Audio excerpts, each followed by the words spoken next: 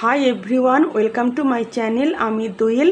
তো ঈদ তো পেরিয়ে গেছে, কিন্তু ঈদের সময় যে শিরখুরমার রেসিপি আমি তৈরি করেছিলাম সেটা আজ আপনাদের সঙ্গে আমি শেয়ার করছি।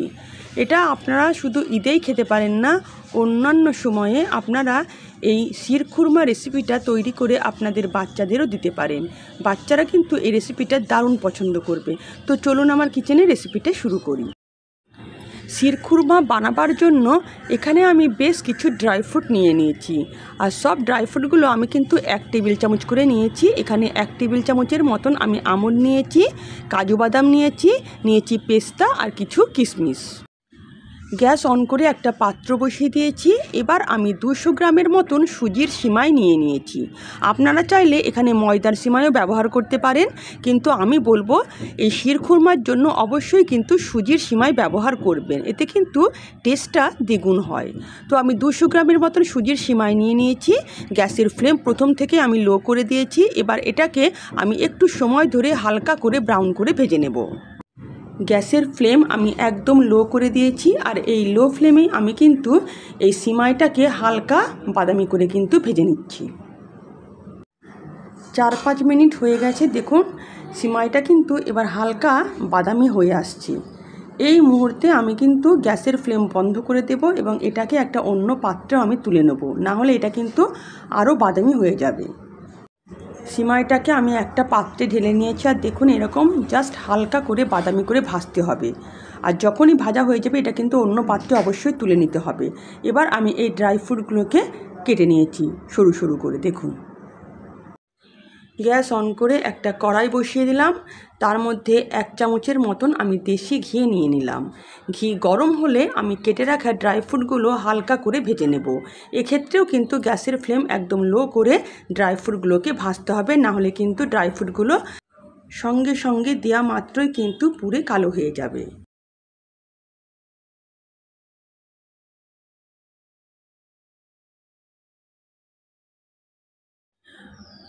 ড্রাই ফ্রুটগুলোকে আমি ঘিয়ের মধ্যে 1-1.5 মিনিট ভেজে নিয়ে এগুলো কিন্তু আমি তুলে নেব।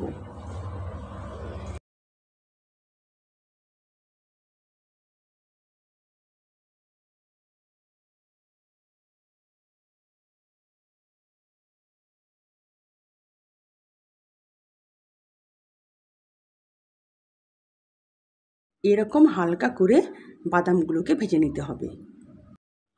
ওই কড়াইয়ের মধ্যে আমি 1 লিটারের মতন দুধ ঢেলে দেব। এটা আমি জাল দেওয়া দুধ, এটাকে আমি আগেই ফুটিয়ে একটু ঘন করে নিয়েছিলাম। আর হ্যাঁ, এটা প্যাকেটের দুধ, আপনারা চাইলে এখানে গরুর দুধও ব্যবহার করতে পারেন। এর মধ্যে দিয়ে দেব 2টো এলাচ, 2টো দালচিনি আর 2টো লবঙ্গ। সঙ্গে দেব একটা তেজপাতা। এবার দুধটাকে আমি ভালো করে জাল দিয়ে নেব, যাতে দুধটা ফুটতে ফুটতে কিছুটা কমে আসে।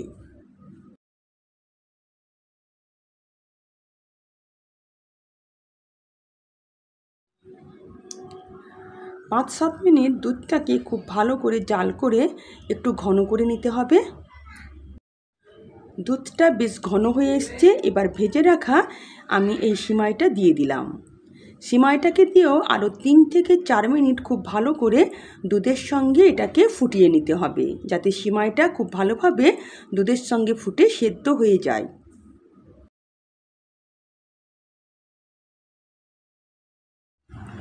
এই সময় আমি এর মধ্যে 3 থেকে 4 টেবিল চামচের মতন চিনি দিয়ে দেব। আপনারা চাইলে মিষ্টিটা কমও দিতে পারেন, আবার বেশিও দিতে পারেন, যে যেরকম মিষ্টি খান।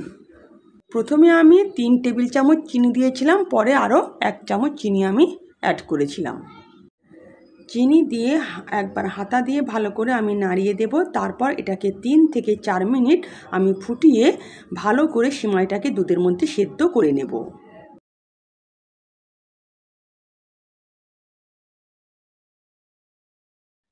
3 মিনিট ধরে আমি সিমাইটাকে দুধের মধ্যে খুব ভালো করে সেদ্ধ করে নিয়েছি।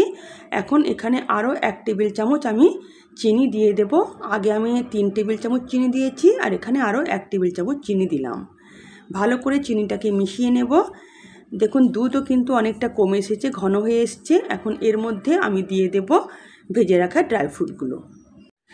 ড্রাই ফ্রুটগুলোকে দিয়ে আমি আরও 1 মিনিটের মধ্যে দুধের সঙ্গে ফুটিয়ে নেব।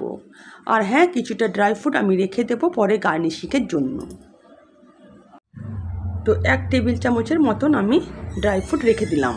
ড্রাই ফ্রুট দিয়ে আমি আরও 1 মিনিটের মতন দুধের সঙ্গে ফুটিয়ে নিয়েছি। এবার আমি গ্যাসের ফ্লেম বন্ধ করে দেব। শিরখুরমা আমার রেডি হয়ে গেছে। এটা যখন ঠান্ডা হবে তখন কিন্তু দুধটা আরও একটু ঘন হয়ে যাবে। গ্যাসের ফ্লেম আমি অফ করে দিয়েছি। এটাকে আমি ঠান্ডা হতে দেব। তার আগে এর মধ্যে আমি আরও 1 চামচের মতন দেশি ঘি দিয়ে দেব। এই দেশি ঘিটা দিলে কিন্তু এর স্বাদ খুব বেড়ে যায়। ভালো করে এটাকে মিশিয়ে নেব। এবার আমি এটাকে ঠান্ডা হতে দেব।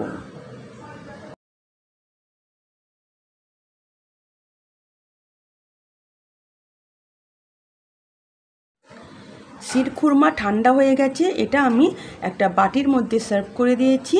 উপর থেকে বেশ কিছু ড্রাই ফ্রুট আমি ছড়িয়ে দেব। তারপর এটাকে ফ্রিজে আমি 1 ঘন্টার জন্য রেখে তারপর ঠান্ডা ঠান্ডা আমি সার্ভ করব। ঠান্ডা ঠান্ডা শিরখুরমা খেতে কিন্তু অপূর্ব লাগে।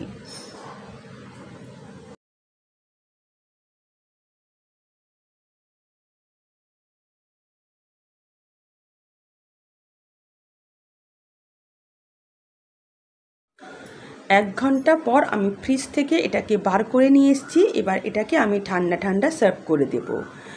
তো যদি আমার রেসিপি আপনাদের ভালো লেগে থাকে তো প্লিজ আমার চ্যানেলকে সাবস্ক্রাইব করবেন আর পাশে থাকা বেল আইকনও প্রেস করবেন, যাতে নিত্য নতুন রান্নার নোটিফিকেশান সবার আগে আপনাদের কাছে পৌঁছে যায়।